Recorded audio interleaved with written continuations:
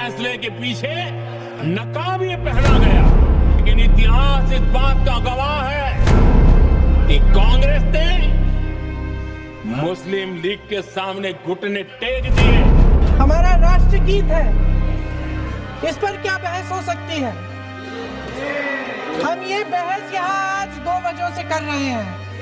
पहला कि बंगाल का चुनाव आ रहा है, हमारे प्रधानमंत्री अपनी भूमिका निभाना चाहते हैं, उसमें देश का ध्यान फिर से जनता के ज्वलंत मुद्दों से भटकाना चाहती है। यही एक मकसद है आपका।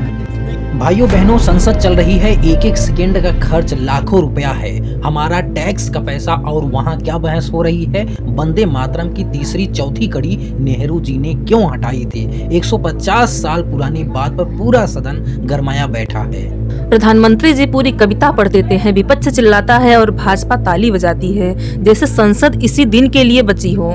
लेकिन असली मुद्दे, महंगाई आसमान छू रही है, रुपया 90 के पार फिसल चुका है, दिल्ली में लोग सांस तक नहीं ले पा रहे हैं, गंगा यमुना में नहाने लायक पानी नहीं बचा, किसान आत्महत्या कर रहा है, नौजवान नौकरी के लिए भटक रहा है, इन सब पर संसद में सन्नाटा। लेकिन नेहरू जी ने 1937 में क्या किया था, उस पर 6-6 घंटे की बहस जरूरी हो जाएगी। राष्ट्रगीत राष्ट्र के लिए होता है, किसी एक धर्म या जाति के लिए नहीं, और यह बात उस समय भी समझी गई थी।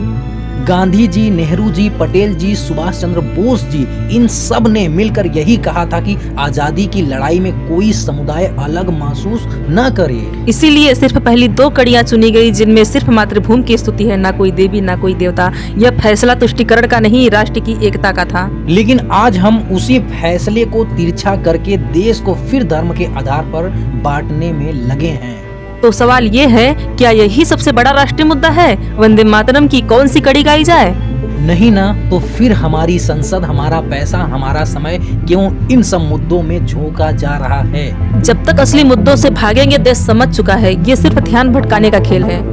बाकी आप अपनी राय कमेंट बॉक्स में जरूर बताइए। बाकी इस वीडियो को शेयर करिए ताकि देश का हर युवा जागे जो अभी तक सो रहा है।